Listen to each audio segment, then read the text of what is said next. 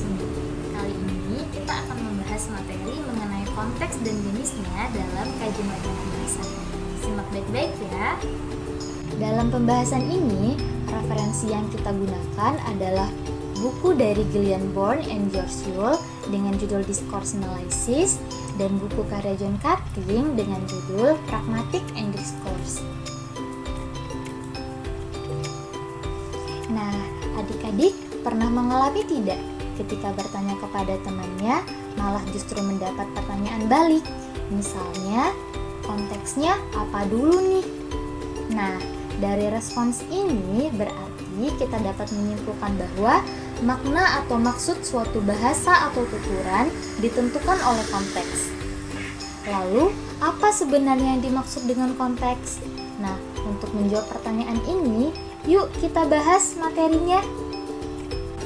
Nah, adik-adik mahasiswa, Bourne dan Yule mengemukakan dua konsep konteks. Yang pertama adalah konteks situasi, dan yang kedua adalah konteks yang luas. Nah, supaya adik-adik lebih paham mengenai konteks situasi, saya berikan contohnya ya. Di sini ada kata cepat dengan dua situasi. Situasi pertama, ada seorang penutur ibu muda dengan pendengar ibu mertuanya di dekat kolam itik. Mereka sedang menyaksikan anak lelaki ibu muda itu yang berumur 2 tahun mengejar itik-itik, dan ibu mertuanya itu baru saja mengatakan bahwa anak lelakinya atau suami dari ibu muda agak terbelakang pada umur itu. Ibu muda itu pun berkata, "Aku juga berpikir Adam cepat."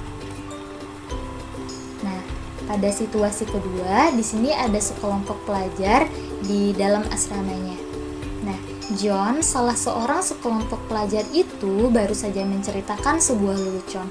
Setiap orang tertawa kecuali Adam. Kemudian, setelah orang berhenti tertawa, Adam pun tertawa. Salah seorang pelajar berkata, "Wah, Adam sangat cepat." Dalam dua contoh tadi, kedua penutur mengatakan bahwa Adam cepat. Akan tetapi, apabila ujaran-ujaran dalam konteks situasi diucapkan, maka kiranya akan disampaikan pesan-pesan yang berbeda.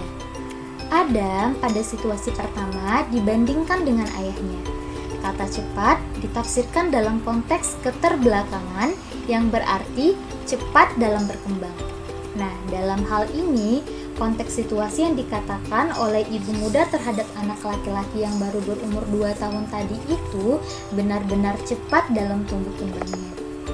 Nah, sedangkan pada situasi kedua, cepat diinterpretasikan sebagai cepat memahami atau menyadari lelucon. Pada konteks ini, cepat yang dikatakan seorang teman kepada Adam bukanlah makna yang sebenarnya, karena jelas-jelas Adam gagal sendiri dalam bereaksi pada lelucon temannya tadi. Jadi, tuturan yang dilontarkan oleh seorang teman terhadap Adam ini tidak bermaksud mengatakan hal yang tidak benar, tetapi mengimplikasikan yang berlawanan terhadap apa yang telah dikatakannya. Selanjutnya adalah konteks yang luas. Konteks yang luas ciri-cirinya berhubungan dengan deiksis. Lalu, deiksis itu apa ya? Adik-adik mahasiswa, deiksis adalah kata atau frasa yang rujukannya tidak tetap. Nah, deiksis terbagi menjadi 3. Yang pertama adalah deiksis ruang, berkaitan dengan lokasi relatif penutur dan mitra tutur yang terlibat di dalam interaksi. Contoh katanya adalah ini, di sini, di sana, dan sebagainya. Kedua adalah deiksis persona. Deiksis persona dapat dilihat pada bentuk-bentuk pronomina. Contoh katanya adalah saya, kamu, kita, dia, dan sebagainya. Ketiga adalah deiksis waktu. Deiksis waktu berkaitan dengan waktu relatif penutur dan mitra tutur. Contoh katanya adalah sekarang, dulu, kemarin, besok, dan sebagainya. John Cutting membagi 3 jenis konteks.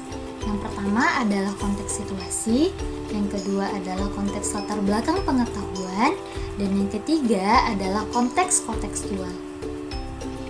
Pada konteks situasi, John Cutting menyatakan bahwa konteks situasional berkaitan dengan situasi tempat interaksi tuturan, apa yang penutur ketahui, dan apa yang dapat mereka lihat di sekelilingnya. Artinya, ketika penutur mengetahui di mana ia sedang bertutur, maka ia akan dapat memilah bahasa seperti apa yang akan digunakan sesuai dengan situasi di mana dan kapan ia bertutur, sehingga tidak terjadi kesalahan persepsi dan kesalahpahaman.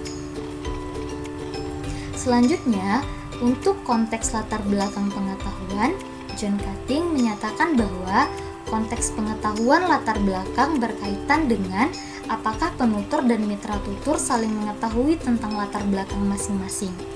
Artinya, ketika penutur dan mitra tutur sudah sama-sama saling mengetahui latar belakang satu sama lain, maka pesan yang akan disampaikan pun akan lebih mudah dipahami dan tidak akan terjadi salah persepsi dan kesalahpahaman. Terakhir adalah konteks kontekstual. Konteks kontekstual merujuk pada konteks sebuah teks itu sendiri. Artinya, konteks merupakan teks yang mendampingi teks lain dan mempunyai keterkaitan dan kesejajaran. Contohnya adalah dari kata selamat datang dan selamat jalan. Nah, baik adik-adik, demikian penjelasan mengenai konteks dan jenisnya. Semoga bisa menambah pengetahuan adik-adik ya. Terima kasih telah menonton. Assalamualaikum warahmatullahi wabarakatuh.